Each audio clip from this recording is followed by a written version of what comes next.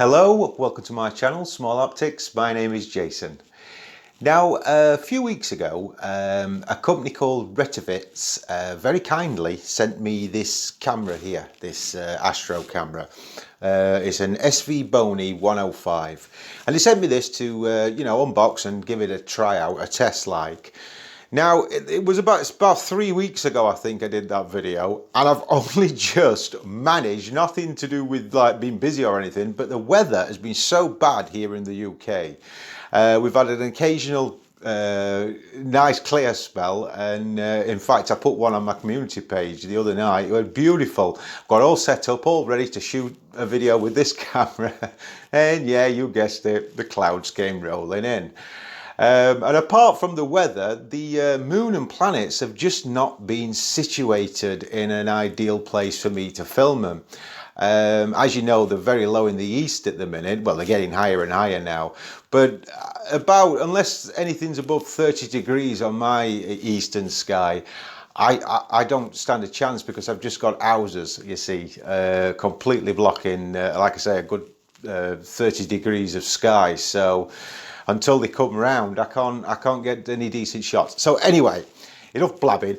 Last night was a clear night, and I did manage to get out and give this thing a little whirl. And like I said in my last video, I am no expert when it comes to astrophotography. I am just dipping my toes into the subject.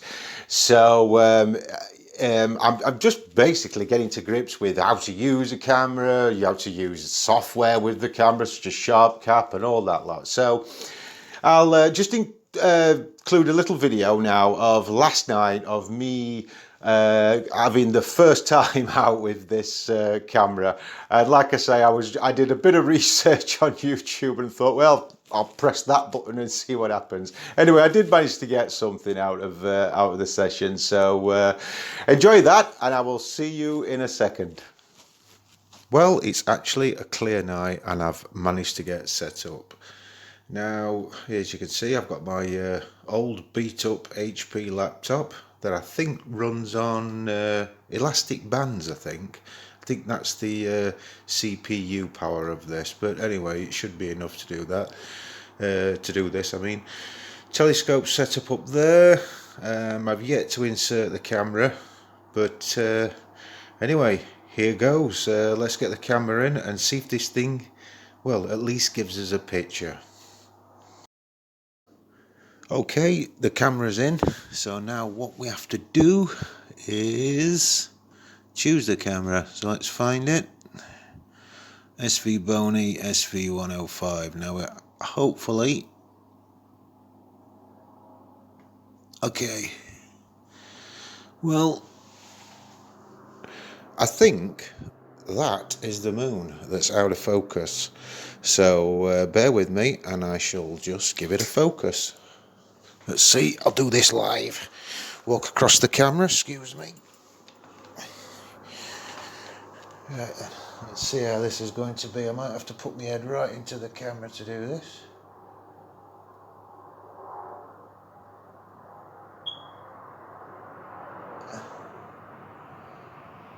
Here we go. Wow, that looks pretty good. Excuse me while I walk across the front of here again. Well, folks, that doesn't look too bad. I don't know if it's showing up on the video. Okay, what I'm going to do is I'll just have a fish around and see if because it's quite. Let's have a fish around and see what sort of. Can get any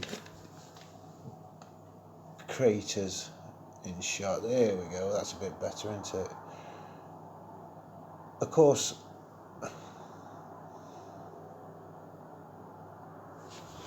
Whenever you're taking photographs of the moon or doing this kind of work, you're always best when it's at like half or crescent. You'll just get a better picture. Now then, excuse me if my head goes in front of the camera. I do apologise, because I am quite blind these days. I have to get pretty close up. Now it looks like we've got Well, I can't really turn anything down there. See, this is what I mean. I know we've got, wait a minute, exposure. There we go. That's what I'm looking for. And we turn that exposure down. Do I have to switch that off? You see, I'm learning as we go, folks. There we go. That's a bit better, isn't it? There we go. That's much better. All right. So far, so good.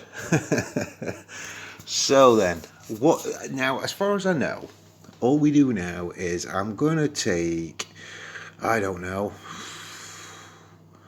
start capture. I mean, you'll have to tell me, folks, is that what I do? Do I just press start capture? Unlimited. All right then. Yeah, unlimited.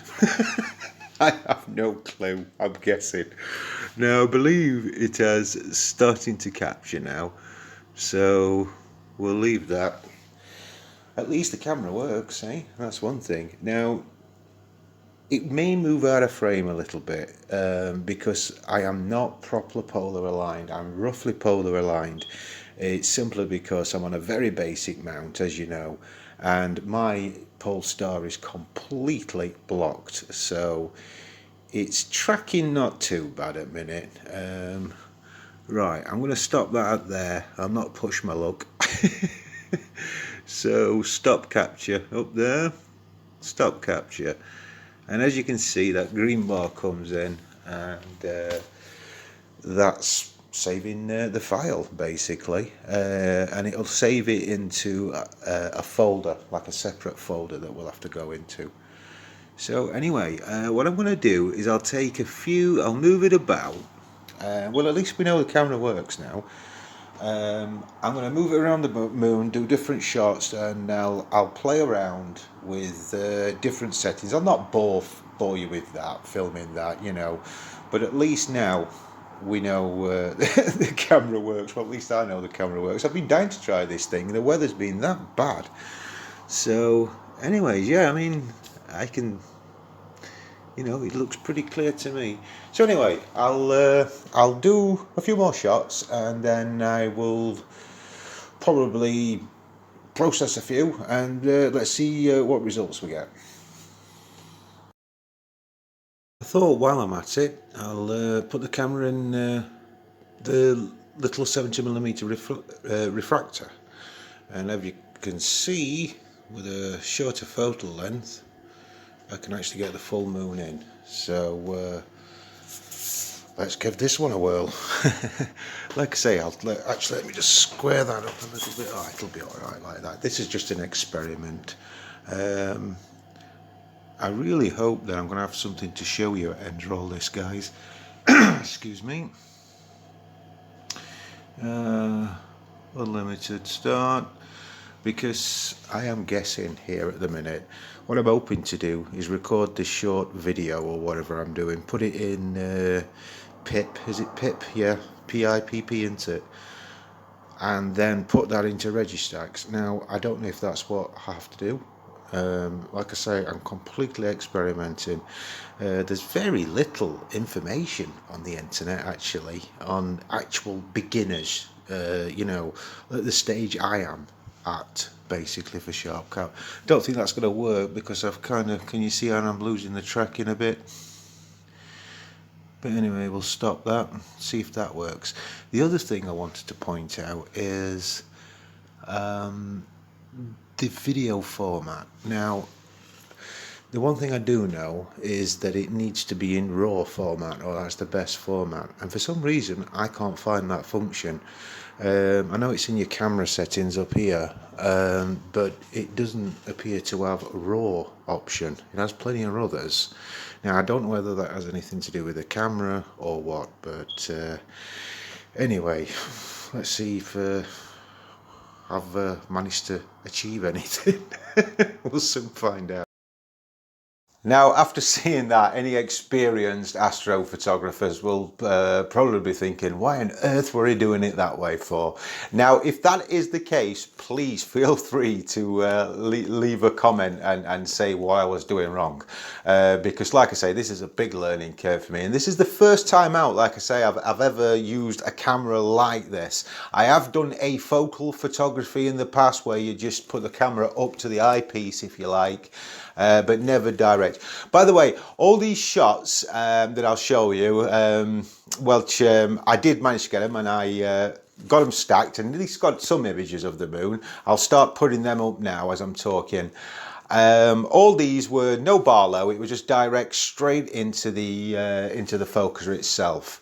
And as you can see, you know, they're not award-winning pictures in any shape or form, and they won't hold up to any scrutiny from a professional astrophotographer like. But as you can see, first time out. Now, what you've got to remember is I don't know anything about astrophotography, and if you're in the same boat, get one of these cameras, and as you can see, you can still take some really good shots with very basic knowledge. I mean, I did a little bit of research on YouTube, like I say, to work out how to use SharpCap.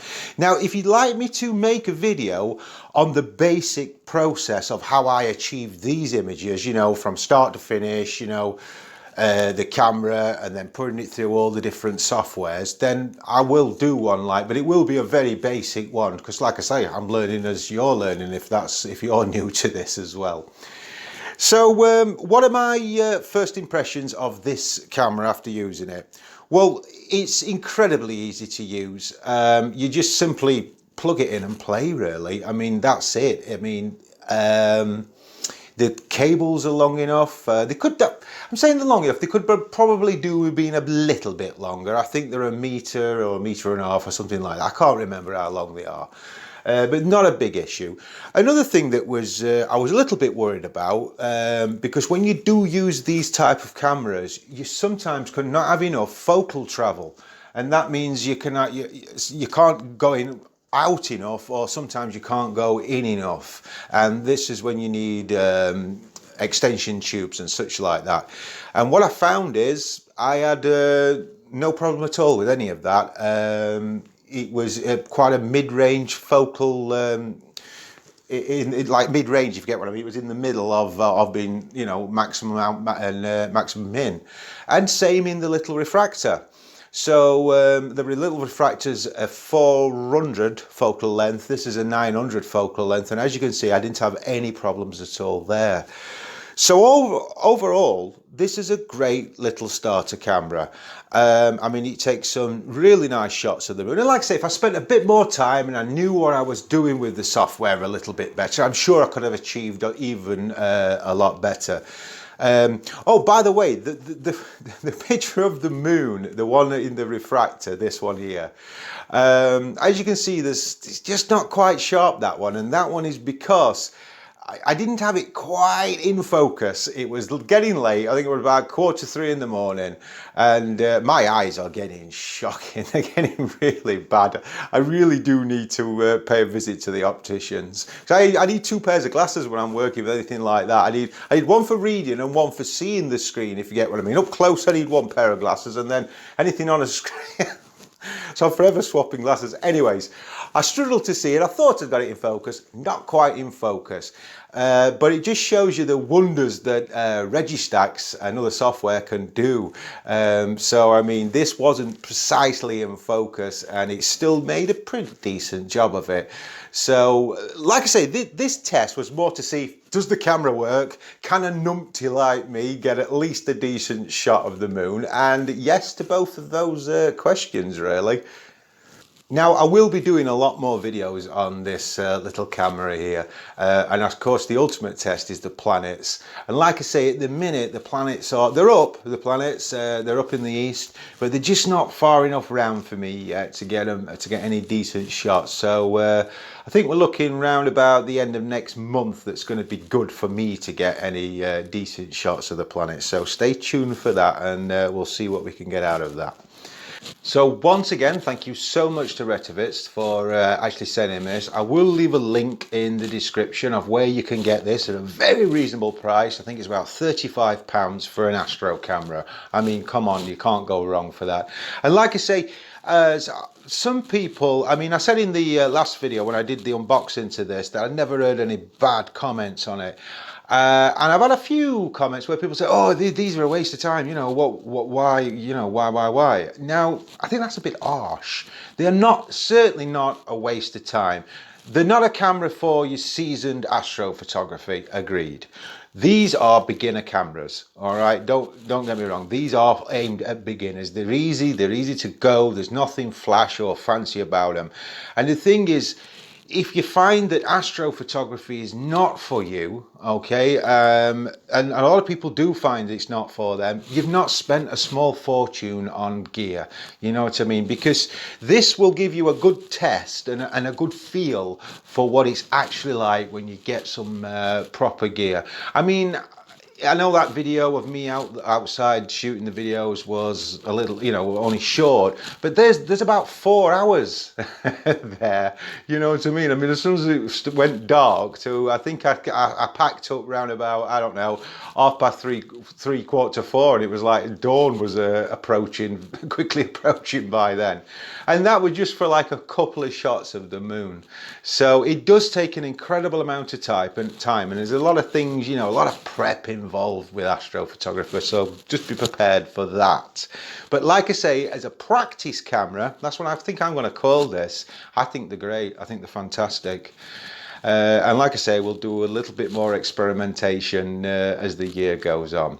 So once again, thank you so much, Retevis, for sending me this. And like I say, I will leave a links to where you can get this in the description.